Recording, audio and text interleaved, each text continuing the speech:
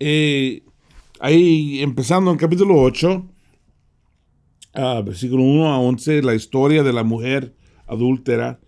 Y te quiero explicar un poquito por qué hay cuestión de esta historia. Um, y básicamente porque no estuvo en los primeros manuscritos más antiguos. Es decir, un manuscrito es como un pergamino de la Biblia, ¿no? En los primeros siglos así los tenían. No había libros como esto en cuero, ¿no? Todo estuvo escrito en papel y muchas veces en pergaminos o en hojas, y esos se llaman manuscritos. Y los más antiguos no tienen esta historia en el libro de Juan. A los que están los mejores, en mejores condiciones, los más famosos, los que usan todas las compañías que traducen Biblias, tampoco está ahí. Y no es citado por los primeros comentaristas, no lo mencionan ellos. Um, y otra curiosidad es que en realidad coincide más con Lucas y los otros evangelios. El lenguaje que usa, la manera que lo explica y el tema. Por ejemplo, hay algunos manuscritos de Lucas que sí tenían esta historia. Y aunque más tarde no lo tienen, pero lo encontramos en Juan. Uh, ¿Qué pensar de todo eso? No hay que preocuparnos, porque lo que sí es claro es, uno, que es una historia verídica, sí pasó. Es exactamente lo que decía Jesús, y los primeros tampoco tenían problema con esta historia. Lo más probable era que, recuerda que te dije que cuando formaron la Biblia tenían las historias en hojas y los pusieron todos juntos para formar el Evangelio. Específicamente Lucas es exactamente lo que él nos dice en Lucas 1. Dice que colecté todas las historias y los puse todos juntos en la forma de este Evangelio. Y probablemente él colectó esta historia también. Y a lo mejor alguien pensó, no, creo que esto era de Juan, no era de otro. Pero ya había copias de Juan que no lo tenían. Entonces, pero yo no tengo ninguna duda que esto sí pasó y que está ahí con el propósito del Espíritu Santo, que Él lo quiere ahí. Y es una historia que es tan simbólico del ministerio de Jesús. De hecho, en Juan capítulo 3, 17 dice que Jesús no vino para condenar el mundo, sino para salvar el mundo a través de fe en Él. Esta historia es un ejemplo de eso, que fácilmente Jesús pudo condenar a la mujer, pero no lo hizo, la salvó. Y es un ejemplo perfecto. Entonces, a mí me encanta esa historia. Vamos a leerla ahorita y ver lo que podemos aprender. Este capítulo, como empieza con esta historia, yo lo llamo, es una trampa. Porque ustedes, lo que les gusta la película de Star Wars, entienden esta referencia. Pero básicamente toda la situación era una trampa que hicieron los fariseos para captar a Jesús y para causarle problemas. Vamos a empezar en capítulo 8, versículo 1. Pero Jesús se dirigió al monte de Olivos, y al día siguiente, al amanecer, volvió al templo. La gente se le acercó y él se sentó y comenzó a enseñarles. Tempranito en la mañana Jesús va al templo y empieza a enseñar. Está ahí sentado, empieza a enseñar a la gente. Y dice, los maestros de la ley y los fariseos llevaron entonces una mujer a la que habían sorprendido cometiendo adulterio. La pusieron en medio de todos los presentes y dijeron a Jesús, Maestro, esta mujer ha sido sorprendida en el acto mismo de cometer adulterio. En la ley, Moisés nos ordenó que se matara a pedradas a esta clase de mujeres. ¿Tú qué dices? Obviamente, esto fue una trampa, ¿no? Dice, de hecho, dice en versículo 6, ellos preguntaron esto para ponerlo a prueba y tener así de qué acusarlo. Pero Jesús se inclinó y comenzó a escribir en la tierra con el dedo. Luego, como seguían preguntándole, se enderezó y les dijo, ellos traen la mujer y esto parece que está todo organizado de antemano, ¿no? Porque ya tienen la mujer, tienen los testigos, tienen todo para condenarla. Y ciertamente es una trampa porque si Jesús dice no hay que matarla, entonces él está hablando contra la ley de Moisés. Pero si dice sí hay que matarla, entonces está hablando contra todas sus otras enseñanzas, ¿no? De misericordia y perdón y salvación. Entonces pensaron ellos, ajá, ya lo tenemos. Y miren, yo me imagino la situación. Toda la gente ahí vinieron a escuchar a Jesús, ¿no? No a los fariseos. Y asombrados por Jesús, por su sabiduría, su amor, su poder. Y llegan los fariseos y con la mujer y aquí, wow, es una situación bien caliente, bien picante y toda la gente pensando, ¿qué va a hacer Jesús? No hay salida, no hay manera de salir de esto, no hay salida. Y Jesús, es brillante, brillante, es increíble lo que él hace. Primero él empieza a escribir en el piso, en el polvo, ¿no? Y la pregunta que todo el mundo siempre pregunta es, ¿qué escribió? ¿No? ¿Qué escribió ahí en la tierra? No sabemos. De hecho, es el único tiempo que sabemos que Jesús escribió algo. Él no escribió los evangelios, él no escribió la Biblia, él nunca, de lo que sabemos, nunca escribió nada, menos esto aquí. Aquí está él escribiendo. Hay algunos que han adivinado que a lo mejor él escribió Éxodo 23, que dice, no des informes falsos, ni te hagas cómplice del malvado para ser testigo en favor de una injusticia. Que a lo mejor escribió la ley para aclararlo, ¿no? O tal vez escribió versículo 7, apártate de las acusaciones falsas y no condenes a muerte el hombre inocente sin culpa, porque yo no declaré inocente al culpable. No, a lo mejor escribió la ley para aclarar lo que decía la ley. Ahora, una cosa que se me olvidó mencionar tampoco, ¿dónde están los hombres? El hombre. Se supone que el hombre y la mujer deben ser juzgados. Y aquí solo tenemos la mujer, ¿no? Que otra vez indica que todo esto es una trampa, ¿no?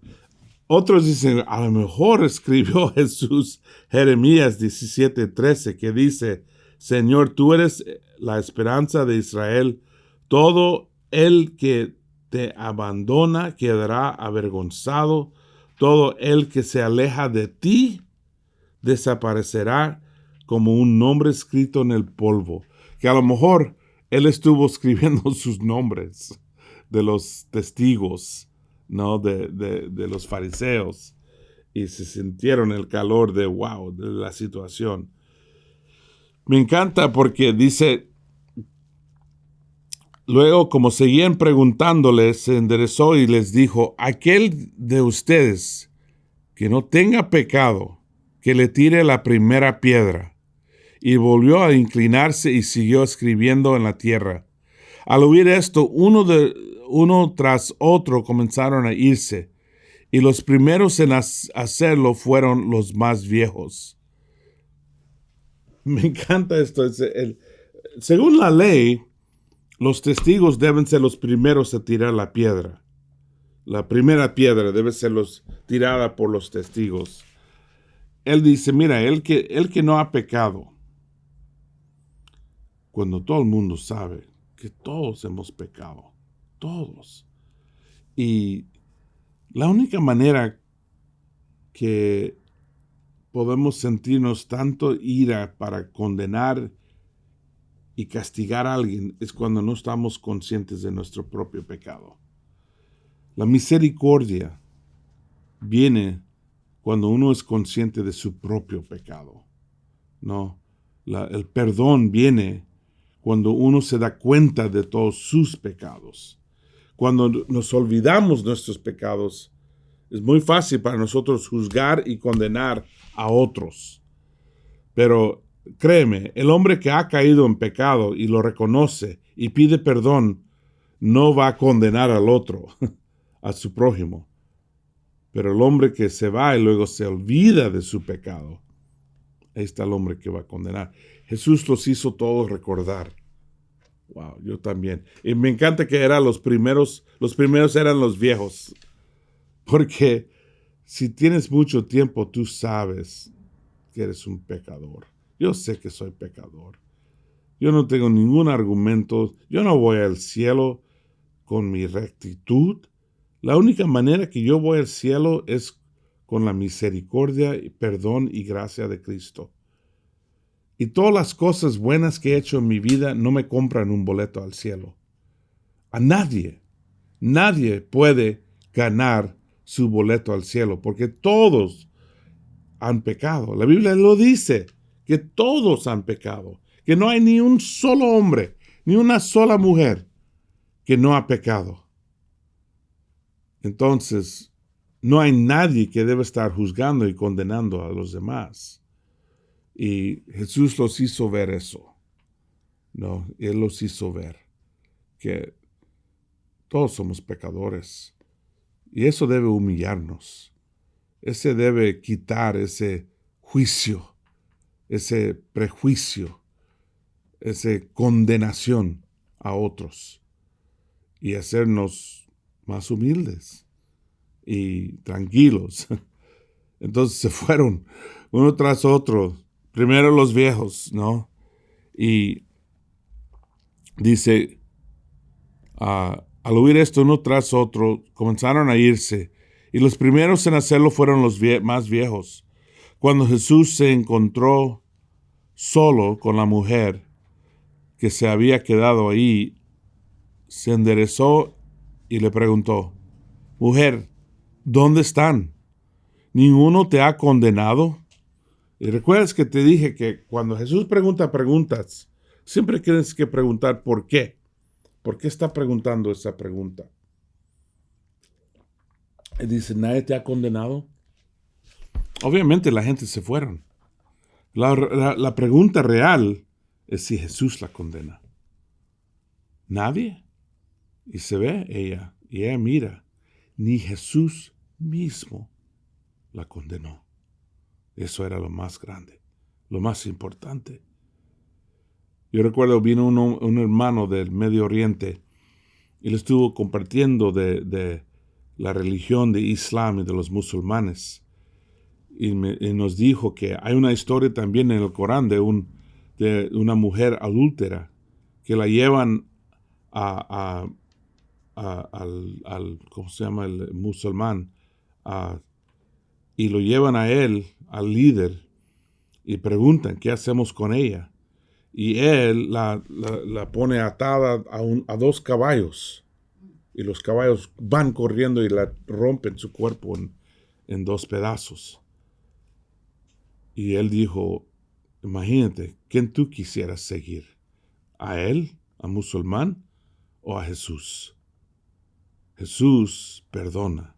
Jesús da misericordia. Jesús nos extiende gracia y amor. Otra vez en Juan 3:17 dice que Jesús vino al mundo no para condenar el mundo, sino para salvar el mundo. Ahora, eso no significa que podemos pecar y hacer cualquier cosa. De hecho, Él la dice. Y dice Él, tampoco yo te condeno. Ahora vete y no vuelvas a pecar. Y la verdad en el idioma significa que no debes vivir en tu pecado más.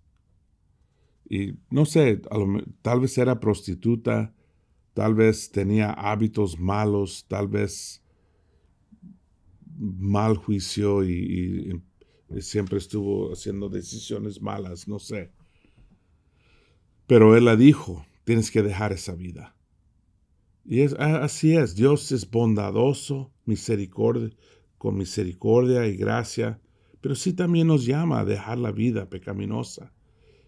Y no es decir que vamos a ser perfectos y nunca caer en error o pecado. Sí, lo vamos a hacer, pero cuando caemos nos arrepentimos y volvemos a una vida pura y sana y buena, pero sin juicio, sin condenación.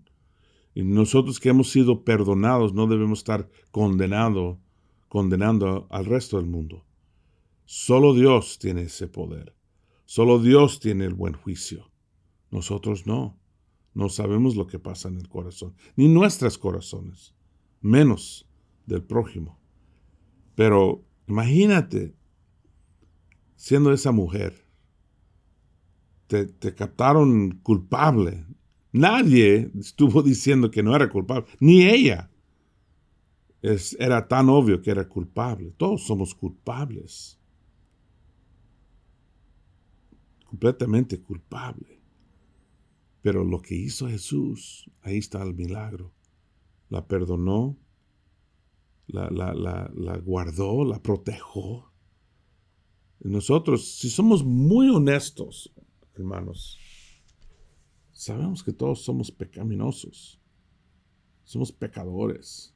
A veces somos celosos, envidia, a veces pereza, a veces materialistas, a veces egoístas, a veces orgullosos.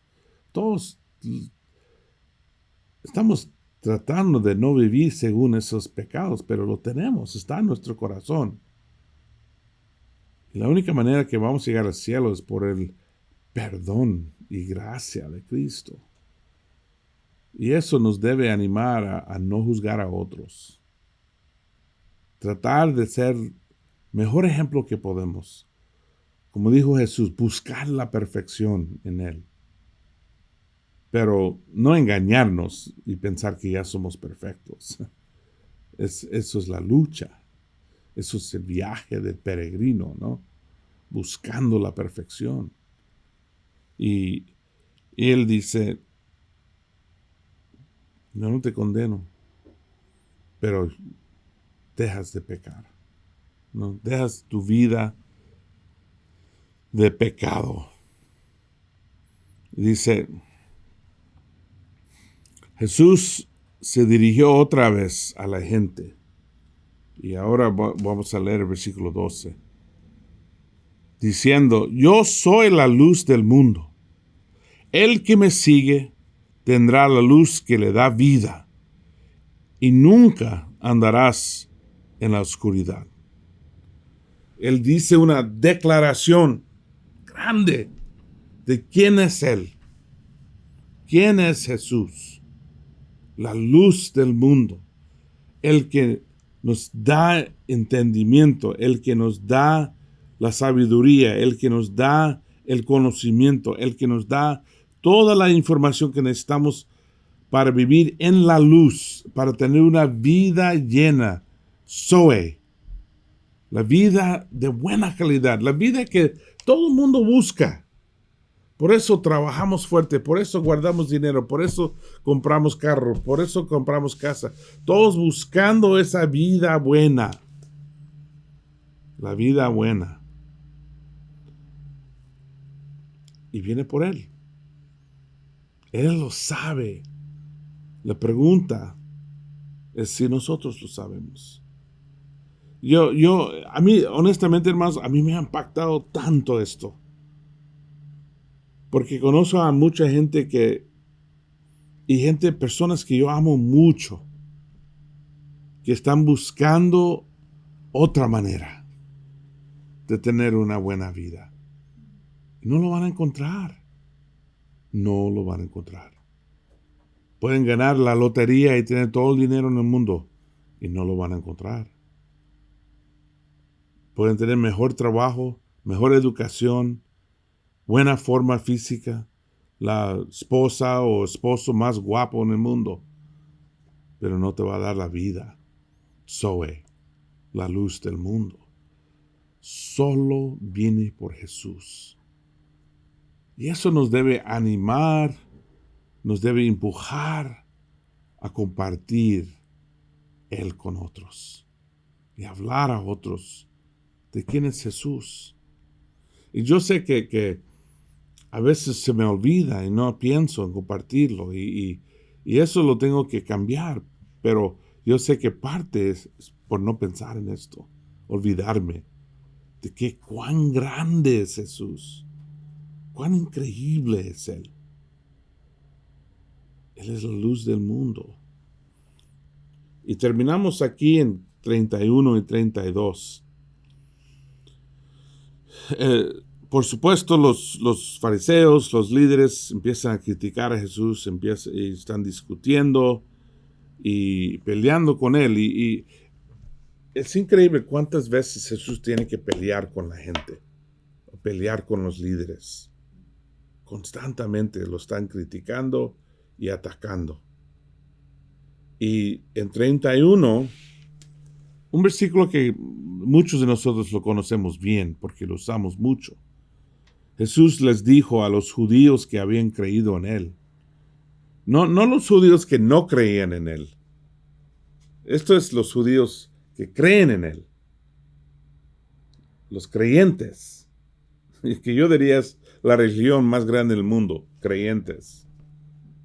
Y dice, a los que creen en Él, si ustedes se mantienen fieles a mi palabra, serán de veras mis discípulos. Es una frase condicional. Para ser un discípulo verdadero, para ser de veras su discípulo, ¿qué tenemos que hacer? Ser fieles, mantenernos fieles a su palabra. Tenemos que seguir su palabra. Significa que tenemos que conocer su palabra, tenemos que obedecer su palabra y no dejar su palabra. Ser fieles a su palabra significa que no lo hacemos de vez en cuando. No lo seguimos los domingos o los fines de semana, 7 días por semana. Fieles a Él. Si ustedes se mantienen fieles a mi palabra, serán de veras mis discípulos, conocerán la verdad. Si son fieles, unos serán de veras sus discípulos y conoceremos la verdad.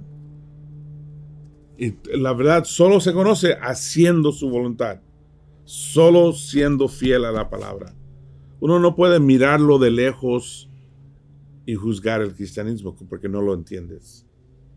No puedes hablar bien de Cristo y pensar que por eso lo entiendes o lo conoces. No, tienes que seguirlo. Tienes que ser fiel a su palabra. Luego eres discípulo. Luego conoces la verdad. Y luego la verdad te hará libre.